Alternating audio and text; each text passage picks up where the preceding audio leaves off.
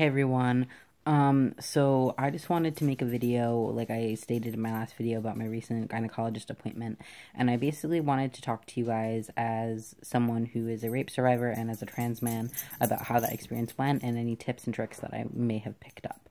In this video, though, however, I will be mentioning rape and sexual assault. I will be mentioning flashbacks. I will be talking about medical situations using anatomical language and talking about periods. So if any of that is going to be triggering for you, please take care of yourself and don't watch this video if it's going to be too much. Also, excuse my puppy right here. She's going to be making noise, apparently, because she wants to be right here right now. I don't know. But I'm going to make the video anyway. So basically, I have an issue where my periods are really, really heavy and really painful, and it's just a lot to handle. And so I was losing a lot of blood. I went to the emergency room, and this was like a week ago. Yeah, about a week ago. And I was really nervous. I went to the ER, and they looked at me. They did some blood tests, and they were like, all right, you know, because you're on testosterone, you're producing more blood, so you're not anemic, you're not losing too much blood, which was great news, because I was really concerned about that. They were like, you're a little dehydrated, you're in a lot of pain, we're going to give you some medicine, but we want to do a pelvic exam. And immediately, I started crying on the spot. And they were like, what the fuck? And I explained to them, they knew I was transgender at that point. They knew I was on T, so they were like, this might be uncomfortable. And so I pulled the doctor aside and I said, listen, can we wait? I was like, I'm a rape survivor. I am very uncomfortable with this. And she was like, we don't have to do it, but it's, you know, preferred. I just want to make sure that you're not, like, you don't have a wound, like, because you're on T, you can atrophy, and, like, you could be bleeding from, like, a wound. She's like, I would just like to make sure that everything is fine. And I was like, if you think it's medically important, I'm gonna do it. Like, I'm here in the emergency room, I might as well. But I was like, can I call my therapist and see if I'm, like, getting emotional talking about this, I'm sorry, and see if she can get here.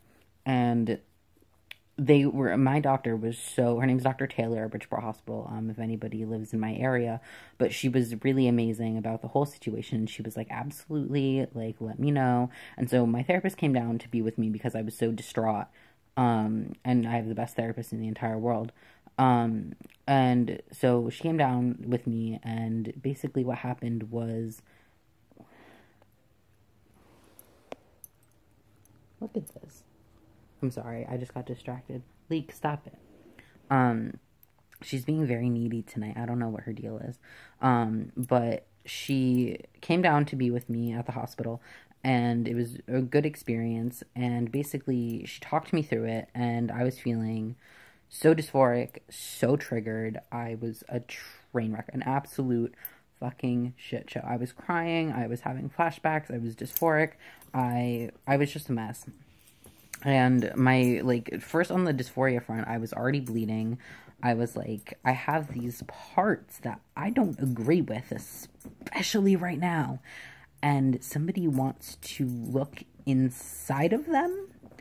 And that to me was just like, I couldn't mentally process it. And then on the rape front, I was like, there's going to be a person touching me. Like, sometimes I have trouble with my partner touching me, never mind this stranger in the emergency room who, like, I know is medically trained, and I know I can get them to stop at any point in time if I need them to, but it was just like a lot to handle. It just was a lot. And I was having a lot of trouble dealing with it. And so basically what ended up happening was they did the pelvic exam, and I'm going to tell you what that exactly entails, because I was terrified. My therapist attempted to explain what they would do, and so this is just what happened. I sat the doctor down, and I said, listen, I want you to know my situation. I'm transgender, I'm dysphoric, I'm a rape survivor, I'm triggered. I was like, I would like you to tell me exactly what you're going to do right before you do it. And she was like, no problem. And they also presented me the option of, like, turning on the, what's it called? The TV. Wow, what a word to forget. Turning on the TV in the room or listening to music if I preferred. And a lot of doctors will give you that option, especially if you ask, or have someone with you. They also let me have my therapist in the room with me. She, like, held my hand and talked to me the whole time. I could have had somebody else if I wanted to, but that was just who I picked in the moment, for who I felt that I needed there. I really do suggest having somebody with you. It made the experience a hell of a lot easier. I don't know if I could have done it if I was alone. And I thought, like, having a partner with you, or a best friend, or your mom, or your dad, or whoever, like, a trusted individual that you can have with you, especially the very first time. And so what they did was she talked me through it. I, was on the table, I undressed, was in a gown. Um, and they, at a normal gynecologist appointment, not in the emergency room, what they would have done, and then I went to an actual gynecologist the week, like, it was like 3 days ago. So yeah, the week after. And they did a breast exam, which is weird, like, because I had top surgery, and she was like, I'm going to do a breast exam now. And I was like, there's nothing there. But like, they still did it, because like, men can get breast cancer too. It's like, there's still breast tissue there, not a ton of it, but like, they have to leave some for it to like look like natural chest. For anyone and everyone, like, whether you have like a larger chest post-op or not, they do leave some. So do self breast exams. Just saying, you don't need mammograms, but just saying, you can get breast cancer. Please be careful. So they did that, and they would do that at a normal gynecologist appointment. They did not in the ER, but I did have that done the week after, which is just, they like kind of just like palpate like that, and just kind of like feel around like that to just feel for any like lumps or anything abnormal. When you have top surgery, they do like an examination of the tissue to see if you have any tumors or cysts or anything like that too, just FYI. Anyway, so they would do a breast exam if you have breasts, or if you don't, apparently. So that's a thing. And then I, was on the table, I scooted down to the end. A big issue that I had was putting my feet in the stirrups, because I just felt like that was very restraining almost, and I have a thing with being like restrained and held down, like, because of my rape. But it wasn't that bad. It was just like, there weren't straps or anything scary like that. It was just like a little pad that it was like, it literally just looked like this, and you just like put your foot like right here, like just your heel, and it was just like a flat surface like that. It just had like little like rounded edges for you to just rest your foot in, but it wasn't like a metal contraption that like your whole legs go in or anything like they show in like movies and shit like that. It was not very scary. It just like came up on the end of the bed, and you just like slid down, which the doctors are like, can you scoot down a little more? Which is just weird, because it's like my whole like everything is like open. They have like a little like towel over you that then you obviously have to pull up for them to see anything. But the end of the table, like the table's like this, the very end folds down like that, so it's like your butt is just at the very end, so they can have their chair and they can see everything. And so what they showed me was they had a little light, like the light that's over the head, they bring it down so they can see everything. They started with an external exam, which was just, they like look at your outer labia and your clitoris, and they like just kind of spread everything apart and just look at it. And if you're on T, they can find that like you have like little micro like tears and things like that, and like atrophied tissue, which is what they found for me, which they said was typical of somebody on testosterone. I'll be 2 years on T in June, so I'm like a year and 9 months. Yeah, a year and 9 months. I'm so bad at math. I'm really sorry if that's wrong. That's really embarrassing. But anyway, I'm a lot of time on T. So they found that, and they said, everything was fine there, just like little tiny tears, but that's, as to be expected, especially since I use tampons. Just for anyone wondering that, you can tear the opening a little bit, especially if you're using like larger tampons like I do, because I bleed so much. And so, obviously you can't have a tampon in for the exam, just letting you know, take that shit out. I actually chose to just put a pad on before the exam, so I didn't have to awkwardly put a tampon in the trash can, like, with my, like, people in the room and everything. So I suggest doing that if you're menstruating, just to make it less awkward. And they can do the exam if you're on your period, so just let them know in advance, so they're not just like, oh shit, that's blood. But yeah, so let them know, but they can and will do the exam.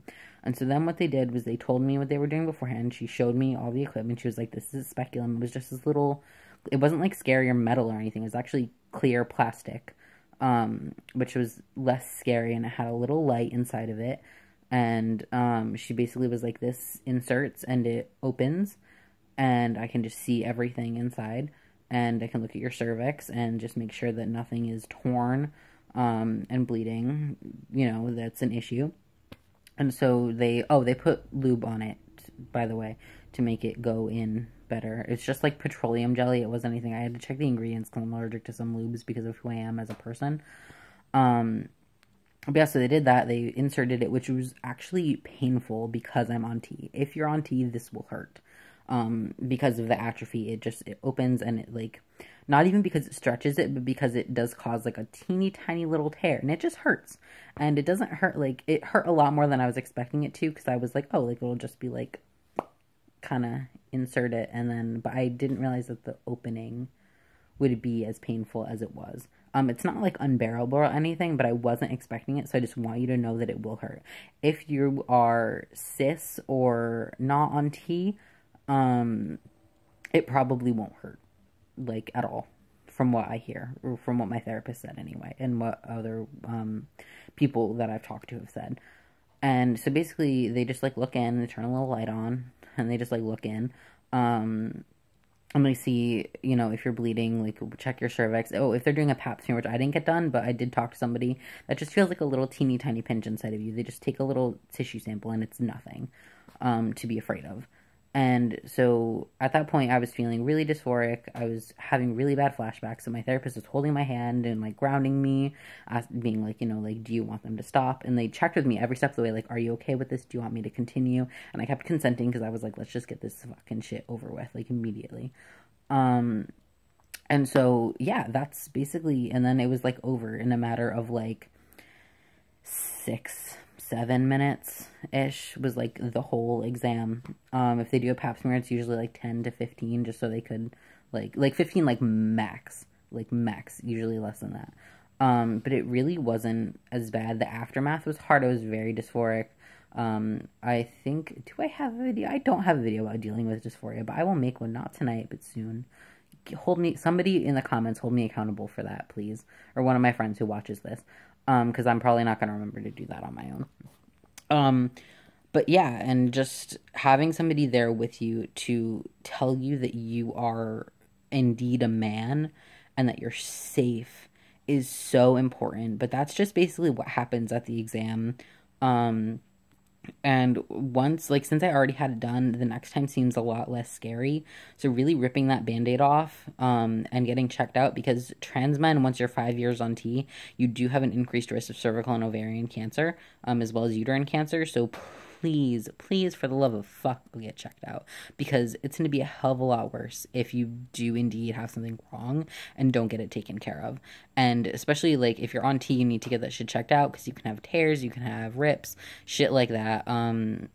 They can also help you with T, with lubrication issues, which I will update you guys on, because I have not discussed that yet with them. But I will soon, I promise. I just want to deal with the period stuff first. But, yeah, so I feel like I'm totally forgetting something really important, but if I will talk about it in a later video, as I'm running out of time in this one. But yeah, that was my experience. It was not the best, obviously, because nobody wants your vag spread open and be like, hey, you know, what's going on? Let's look in here with a fucking bright-ass light. But it was really important to, one, have somebody there with you, to talk to yourself, like, keep the self-talk really positive. It was really hard to not be like, this is the worst situation that I could possibly be in right now. I had to keep telling myself, this is medically what I need to do in this moment, and this will help me in the long run, and I am safe, and I am a man, and I'm taking care of myself. And keeping that self-talk positive was incredibly important, and I really, really, really suggest keeping that self-talk positive. But yeah, having somebody there, talking to yourself in a positive manner, and treating yourself afterwards. I got coffee afterwards, which is really something that I really enjoy doing. But yeah, have a treat for yourself afterwards, and just take care of yourself. Like, I spent the rest of the night alone because that's what I needed, and then I needed lots of hugs the next day. So do what you need to do to stay safe and healthy, and yeah, I will see you guys soon. Bye.